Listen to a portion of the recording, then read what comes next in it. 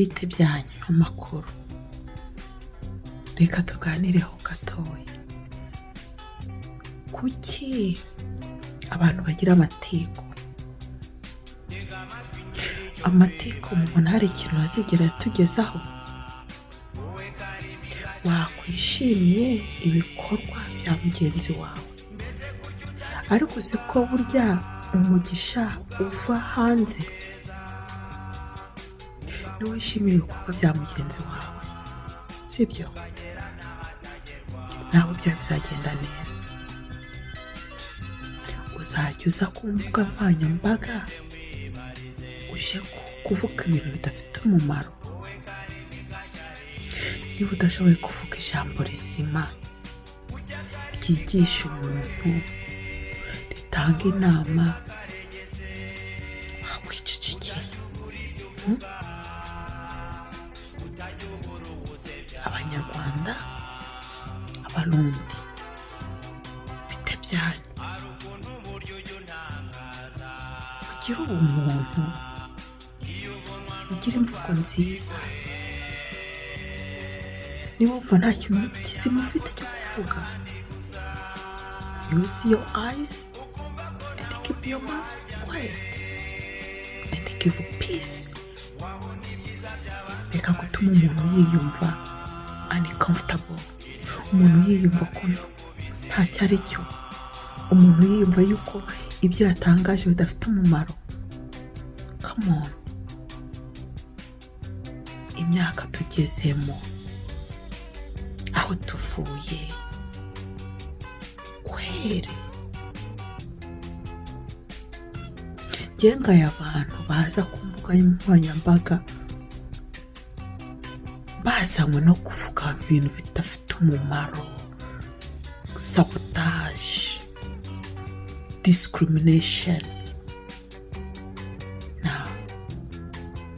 you're not supposed to do that. So what you are teaching your behind the generation, ab'inyuma yawe bari aho kukwigiraho, none n'ikiri kubigisha. Nta soni. Mugaruke mu nzira. Niba mutazi n'inzira, mushakishe inzira cyangwa muyoboze inzira zo kunyuramo. Za ku mbuga nkoranyambaga uzanye ibintu bifite akamaro.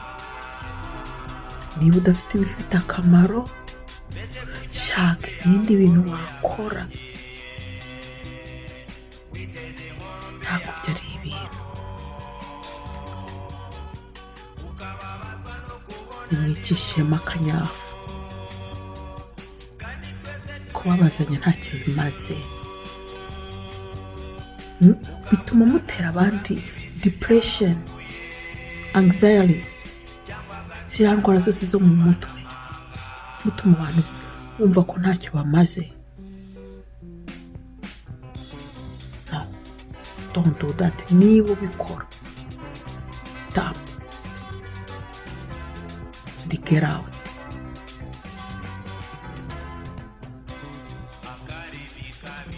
Karaka message mbahaye kubera it's too much.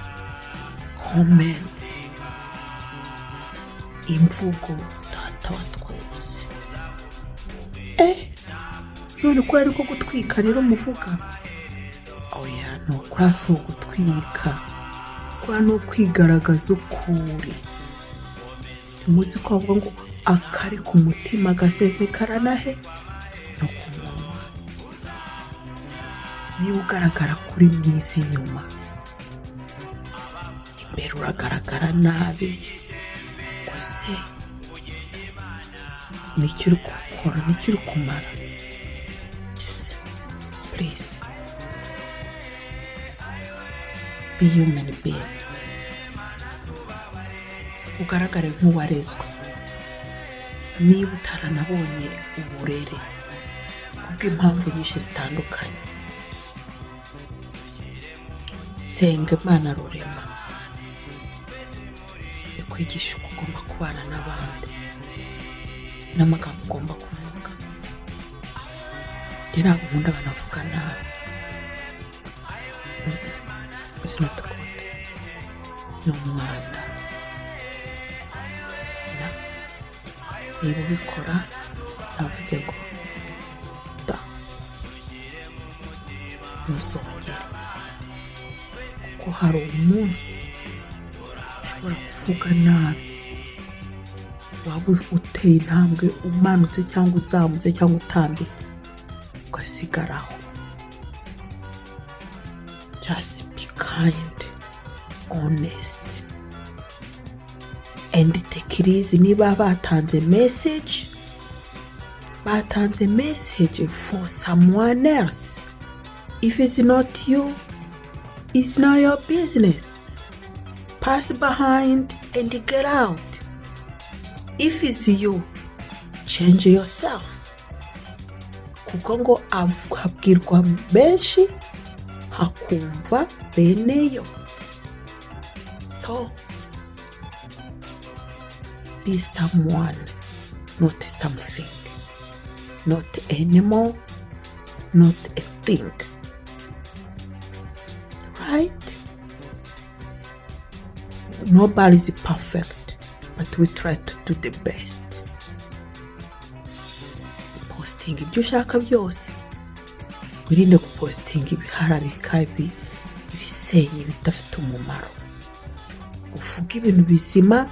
Niba utabifite, mu cyumba bavuga ngo inumire. Right? Genda bakunda cyane. Rero iyo mbonye mukomeza guterana amagambo muvuga ibintu bidafite epfo na ruguru, bidafite umumaro, ibaza ni what we are going, where, when we will come back. So please be kind. If you are not kind, try, because everything, ntabwo twavutse tuzi ibintu byose. No, twavutse nta kintu na kimwe tuzi. So turiga, dufite abo twigiraho, kandi wibuke ko n'Imana yavuze ngo mbahaye ubwenge, mugende mukoreshe iby'umumaro, mugakoresha ubwenge bwanyu by'ubupfapfa n'ibidafitiye abandi akamaro cyangwa se igihugu. Pascal najya avuga ngo be a sweet soul. So gira umutima w'umuntu, ugaragare ko uri umuntu, utari inyamaswa, utari igiti, utari icyuma, utari ibuye. Kandi ibyo byose bifite akamaro karenze ibyo wavuga bidafite akamaro. Garagara ku mbuga nkoranyambaga, uzana ibintu by'umumaro. Okay, genda bakunda, ariko ntabwo nkunda amatiku, si nkunda ibintu by'urwango, si nkunda ibintu jagari. No, that's wasting your money and wasting your time. No kutagira akazi nabyo bishobora kuba ibyo biguturubura, bigatuma mu mutwe wawe uza kuvuga ibintu bidahwitse. So be kind.